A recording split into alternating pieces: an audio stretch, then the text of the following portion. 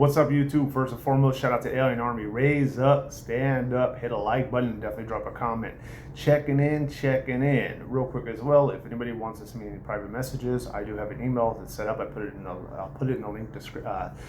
the link in the description. I'll tell you what it is right now. Alien Army Contact.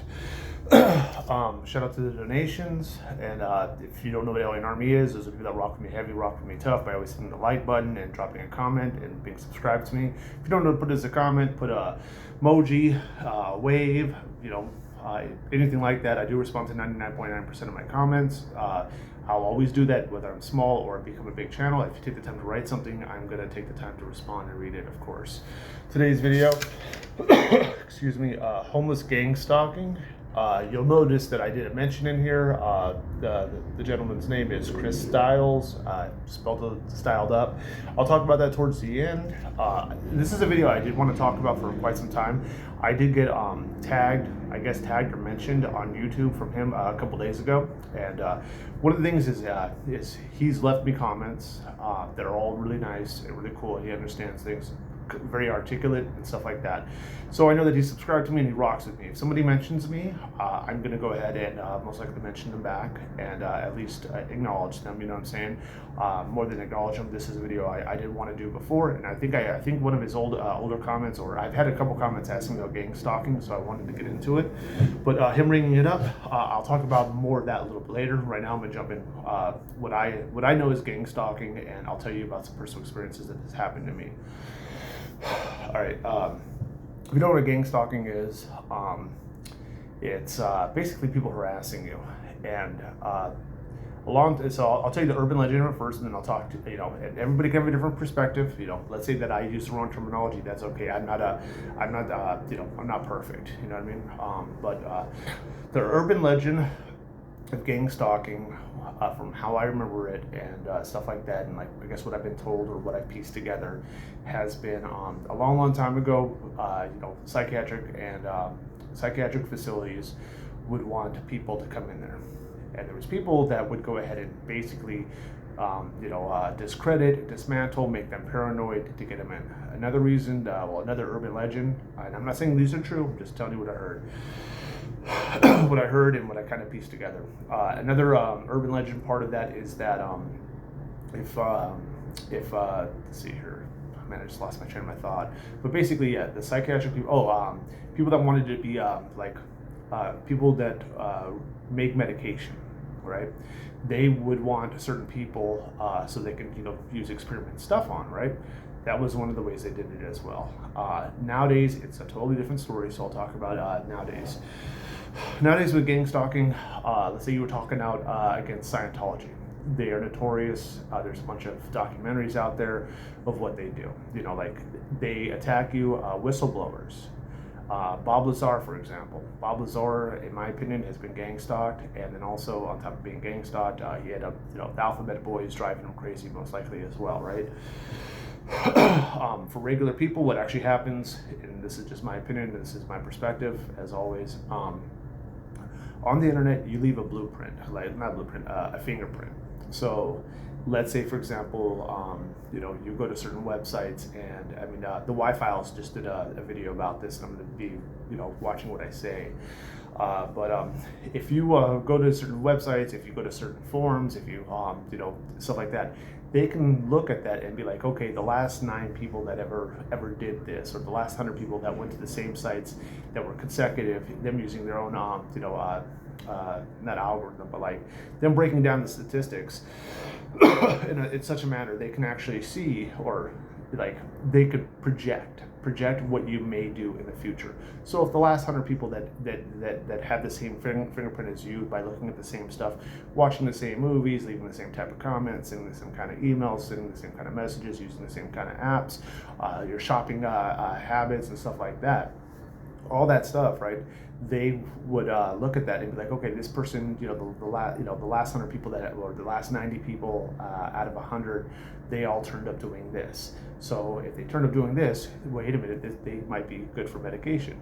Or wait a minute, this person's a whistleblower. This person is, so it's a great tactic that they use to discredit people. I also want everybody to stay on this video throughout the whole thing, because I'm gonna tell you a way how to fight it. And you'll love that. So it's what I did as well. Nonetheless, with them discrediting you and stuff like that, their tactics. So I'm gonna jump into the tactics now. Now you guys got an understanding what gang stalking is. Okay. Normally, I'll throw this in there as well. Normally, the motivation of what people do is money, right? So let's say for the government, for example, like a politician or something like that.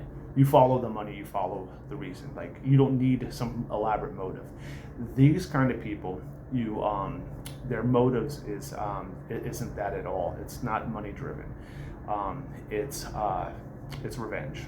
You know what I mean? Like, if you're a whistleblower and you talk about a company and you expose documents, let's just talk about UFOs for this, for the sake of argument. You're like Bob Lazar and you're talking about the stuff that you've done and things like that. They want to discredit you. They also do infiltrating by, like, let's say for example, you're married and you got a wife. Somebody that somebody that's gang stalking you will try to become friends with your wife in a normal setting. Let's say your wife is getting her nails done. Suddenly she has the best conversation of her life. She met somebody that day that has everything in common, and the wife and that person exchange phone numbers, and they're already on their social medias and stuff like that, or they don't use social media, whatever it is. They pass each other information. They start hanging out with them, right? When they're doing that, they're inside your house suddenly. Then when they're in your house, they're going inside the inside of your trash before it even gets took into the front. That's another one of their tactics, just to let you know they love going through your guys' trash. Like, when this happens, they want to go through your trash. It's a lot of stuff you can find out. People are creatures of habit, right? Creatures of habit. You probably take the same way home. You probably go shop at the same stores. You probably like there's telltale signs, just like with poker, right? So follow me in this analogy, right? Everybody who's playing poker, there's signs where the person, like you can read them, and when you're reading them, okay, that person's got a good hand, or this person didn't get pocket aces, or whatever the case is, right? The same thing, the psychology and the sociology that goes along with, let's say for example, playing poker. These people are into that, and it's like a brainstorming activity. It's not just one person who can, be so good at gang stalking they can figure everything out. There are some people that are very, very, very smart, but normally it's a collective. It's more than one person. You know what I'm saying? But they can infiltrate by, meeting your wife and having the best conversations, knowing stuff about your wife before. Like, they don't just go in there and figure out, oh, okay, we want this person to become, friends with your wife, right? They're gonna do a background check on you. They're gonna have a profile written on you of what they know, and they're gonna do that from your social medias to what you search for what you shop online. They could even be listening to your phone calls, text messages, emails, and all that stuff, right? They're on top of all that. Trash is one of the biggest things. Sometimes they'll do it blatantly, sometimes they won't. But I do want to touch on something real quick. So it's revenge is their motive, right? It's not like they're going to get, can people do these tactics and drive somebody crazy and then probably extort them afterwards? Probably, but I wouldn't think any of it's worth it. This is more of, revenge or making you shut your mouth. This is also, people that are in this business, the actual gang stalkers themselves, right? Let's say, for example, they had a bad breakup, and some woman they were dating left them and hurt their heart. They're going to go ahead and put word out, let's drive them crazy. The people that take these jobs, first of all, it's not something you're going to find on Indeed. How do some of these people get the job? I mean, I don't know how all of them get their jobs, but normally private investigators, people that are very good at finding information, people, that kind of stuff. Private investigator, like there's been a lot of private investigators that have been hired from Scientology, for example, to go ahead and do that kind of stuff, right? Sorry, I keep clearing my throat. I have the air off and it's kind of muggy outside, and I got the window open instead, and because it's kind of like a nervous tick, but I'm trying not to get sidetracked. So nonetheless, with the gang stalking, the people that, I think what really happens is they find you, you don't find them. The people that have those kind of jobs are evil. Okay, this isn't something where like you feel fulfilled because you helped an old lady bag up groceries. This isn't something fulfilling like you helped tow a car. The people that would accept jobs like this are evil. This is fun to them. They enjoy it. Like somebody like me, you could offer me $1 million a year to be a gang stalker and drive somebody crazy. I wouldn't accept that money. Why? Because I wouldn't do that to people. The people that do this, it's not just a paycheck to them. They enjoy it. They love it. They thrill for it. All right. So now that I've talked about that, I'm going to talk about how you actually stop them. You stop them by recording them. They the same tactics they use on you when you use on them actually stops them. Well, it's stopping on every single, like, is this the end all be all to stop them? No, but it does stop them quite a bit. You gotta remember that these people, they want you to feel like you have no friends. They want you to feel like you can't go to anybody. They will break up relationships. They will get close to your significant other and family members and twist things up. It's not very hard. I mean, when you're an evil person, you can change the narrative of what anybody says. It's very easy for people to twist your words. And unfortunately, there are some people out there that don't need proof. Just them saying something. Like, hey, did you know, your old man is cheating on you. I saw him at the bar at this time, or I saw him talking to a girl at this gas station, and then that girl, I'll break down that scenario a little bit more clear. Let's say that a gang stalker infiltrated and is now friends with your wife. They've been going through your trash, and they see that every Wednesday you get gas before work every single week. They don't, according to your wife, she's never said that stuff. So if you had receipts showing, man, at 9 o'clock in the morning every Wednesday you go in and get gas, that person's like, hey, I drove past the gas station at 9 and I saw your husband kissing somebody there. And then that wife would go ahead and say, wait a minute, he does get gas there every week at 9 o'clock in the morning. How would this person know that? She must have really saw my husband cheating on me. Starting conflicts. Now, instead of doing the rational thing, like sitting down and talking to your husband at that point or whatever, and saying, "Hey, my friend said this." Normally, they hide those secrets. Like, hey, it's when you get home, all your stuff is thrown. There's a big, huge fight. There's an argument. That person's left. Whatever. Those are the kind of tactics. You know what I mean? So, how do you stop somebody like that? Well, the infiltration is very hard. The only thing I could do is if you believe that you're being gang stalked and stuff like that, you talk to your significant other and your family members, and you try to prepare them for that kind of stuff. Also, be very skeptical of anybody that you meet in the future. What are their intentions, things like that. The same thing about people that are close to you. Because if somebody can't get close to you, that's okay. They can get close to somebody who you are close to, and those are the tactics, right? The next thing is that if you see them going through your trash, all right, and they also pick fights, they'll say something crazy to you. And when they say something crazy to you, they want you to respond. Another thing too is when gang stalking, let's say there's 3 or 4 of them, they get you in a compromised position, and when they get you in a compromised position, they can go ahead and fill out a police report saying that you struck them when you didn't, you did a verbal, a verbal threat of some sort. They will do things like that to harass you and maybe get you in jail for a couple of days. And then at that point, some of them will, flat out let you know, like, you shut your mouth or we'll continue. You know what I mean? But the way that you would deal with somebody like that is when you see someone going through your trash or you suspect them, you pull out your phone and record them. You record their license plates. You monitor the weird things that go on, and they do not want to be exposed, right? They are trying to find out about you and finding ways to harass or bother you and literally, gang stalk, make you feel like you're crazy, make you feel like you're paranoid and all those things. When you record them and stuff like that, guess what? You can look them up online. You start, even though that the person you're going against probably has been trained by a private investigator or have been passed on these dark secrets of, how to drive somebody nuts, and they're very effective. You know what I mean? If they wouldn't do it if it didn't work. You know what I mean? So you got to stay strong. They don't want, they have family members, they have friends, they have a wife, they have a house, they have an address, they have a life outside of what they do for a living. Now, the people that do this, do you think that their family knows what they do for a living? Like, hey, I go through people's garbages and piece up, receipts to see where they shop at, or what they throw away, how many toilet paper rolls they go through a week, what their favorite toothpaste is, and all that kind of stuff, right? No, they probably lie about what they do for a living, and they're probably, they're not. They enjoy it, but they're ashamed to know. They're ashamed to let people know what they do, because they will be judged right then and there. If I had the best conversation in the world with somebody right now and had everything in common with them, and they told me, "Hey, I'm a gang stalker and I get paid to drive people crazy and shit like that," we're not friends. Like, sorry that we have so much stuff in common.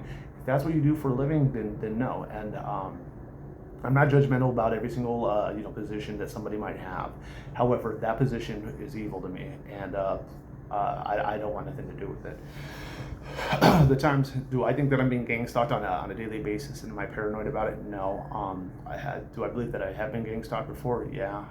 Not long ago, threw some stuff in a trash at a gas station. Somebody came over and pulled it out. It was a white Prius. I saw them doing it. I pulled out my phone, recorded the person. Person looked spooked as hell, got their license plate, they rolled out. A couple days later, I'm eating in a parking lot, doing DoorDash, and I'm eating, car comes, it was a driver, what was it? I want to say it was a black Prius or a black Nissan. I'd have to look on my phone, because I saved all that stuff just in case for future references. Drove by, and when they were driving by on the driver's side, I'm parked like this, the car is going this way, the driver is closest to me. When he does that, he actually has his cell phone pointing directly at me, sideways like this, recording, and not even keeping himself straight. I saw that. I put my food down. I'm already facing this way. I drive behind them. I get their license plate. When I was at the bad trucking spot, people there at this one point knew to stay away from my car, knew to stay away from me. Leave Alien alone. I had a couple of friends that were there. Ruffin It was one of them. Don't mess with Alien. Alien's not gonna mess with you. That type of situation. And then suddenly people started showing up that were I've never seen before, and they were being annoying. I've had people look at me really weird, and this is what's crazy when I'm saying all this. It could very easily. This is what's nuts about it is somebody could say, "Alien, what if that guy just wanted that Burger King bag that you threw in the trash can?" That's what it was, I believe. I think it was a Burger King bag with some napkins, my wrapper in it. Nothing special, right? Excuse me. They could say, he maybe was looking for cans. He wasn't. The only thing he took out of that trash can was my trash. Another thing is what if that person was driving, and when he was driving and he had the cell phone like this, what if he had a camera on himself, right? So there are ways that people can go ahead and say something along the lines of, those are normal activities, you're just being paranoid and you're taking it the wrong way. That's the plausible deniability of people that are gang stalking. However, your intuition, your instincts, stuff like that, that there's something more to it, right? If that guy was driving in there, right? Because the guy, somebody could say, "Alien, you're just being paranoid." He had a camera like that when he was filming himself. If he was doing that, he very easily would have, especially when you're driving, you don't want to hold it by the driver window like this. You'd have it, with your right hand, not your left hand, and having your right hand on the steering wheel. You can hold it like this, or you put it in the thing. There's a little bit more to it, right? More than a little bit more to it. I mean, they do have plausible deniability. They can go ahead and say, "Hey, maybe it's a coincidence," and that's the scariest part of a scary movie is when you don't know it's a scary movie and they walk you in one step into the next. So maybe at first to drive somebody crazy is when you tell people what you saw, and people think that it's a coincidence, and then you start going down that rabbit hole, and you know what I mean? And maybe that's one of their tactics, you know what I'm saying? It's a lot of the psychology and the sociology that goes along with it. Do I think that I'm being gang stalked anymore? No. You don't want to, I thought about, when it happened, I thought about posting it on YouTube and talking about it, but what I thought is the same thing that, you do with trolls. If you acknowledge them, if you reward negative behavior, then more will happen. It's kind of the same thing with war, right? With war, if war wasn't profitable to anybody, there'd be less wars. You know what I'm saying? That's basically the way that I'm going with it. All right. So I do have a mention with the guy, the gentleman Chris. He says his name is Chris inside my mention. He's a very small channel. He's about 37 subscribers. It doesn't matter how many subscribers you have, whether it's small or little. If you tag me, and then I also say, if I remember your name or see that you've been subscribed, you drop comments that are nice, I'm gonna rock with you the way you rock with me. So the guy Chris, he has a different take on all of it. I have a different perspective. First, Chris sounds very educated when he talks. He also talks raw, and he talks from the a little bit like the streets. One of the videos that you tagged me with, you used the Spanish word basura, and with basura, before I watched all your other stuff, I knew that basically I would like the guy right off the bat. That's a Spanish word. It means trash. It's from the context that where I grew up and stuff like that. It's more than trash. You would call a chomo that. You would call a snitch that. You wouldn't just it's a very disrespectful word. So inside there, he was talking about how people would cheat. Like the gang stalkers. I don't think he used the word infantry, but he said the gang stalkers. They're attacking you, and they want you to feel like you're basura. They want to make you feel like trash, right? So I think he's a nice dude. He's not twisting anybody's arm to make him believe what he believes. I believe that he does believe what he says, and there's no judgment here. I don't think you're lying. I think you just have a different experience. And that's it. I'm really happy that you rock with this channel, and I hope that you're happy that I rock with you. And I would like for you to continue, rocking with me. You know what I mean? That's why I'm gonna give you a little bit of advice. Most of his videos are just audio only, and I had someone. I went through several of your videos. One of the videos actually had a comment saying, it'd be cool if you actually had AI generate. I understand you not putting your face on the camera. I get it. If you're being gang stalked and you're going through all that stuff, you don't want to put your you wouldn't want to feel comfortable putting your face on there. I understand that and I get that. However, the comment said use artificial intelligence and have like a face going with the way you speak. He speaks very educated, very articulate. Like I said, he also has a little bit of raw street style, and I like that and I can appreciate that. I think if you did that and then put that kind of stuff with your voice talking. I'm not asking you to change anything you want to talk about. You got free will and all that stuff. Continue doing that, but maybe throw that on there, and your channel, I think, could reach more people, and I think that's what you really want, is to reach more people, because you want to share your experiences. Now, I don't have those same experiences as you, so but that doesn't mean that I'm going to be like probably a lot of people have in the past. When you tell them what's going on, they judge you and they think you're crazy and everything else. Do I think any of that stuff? No. I think that you just experience things a little bit different, and you're entitled to your own perspective. I think you're cool as hell, and I really appreciate a lot of the comments that you put. So anybody from Alien Army that want to go check them out, go ahead. The stuff that he puts in there is could be a lot different than what you think and stuff like that. But like I said, if you rock with me, I rock with you. And on that note, I'm gonna go ahead and thank everybody so much for rocking with me and end the video. Thank you.